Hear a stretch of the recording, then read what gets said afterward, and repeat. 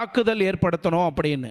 Chairman of special parliament committee member of Mohammed அவர் என்ன சொல்றாருன்னா, அவரு இந்த தீவிரவாத தாக்குதலுக்கும் எங்களுக்கும் எந்த ஒரு சப்போர்ட்டும் கிடையாது.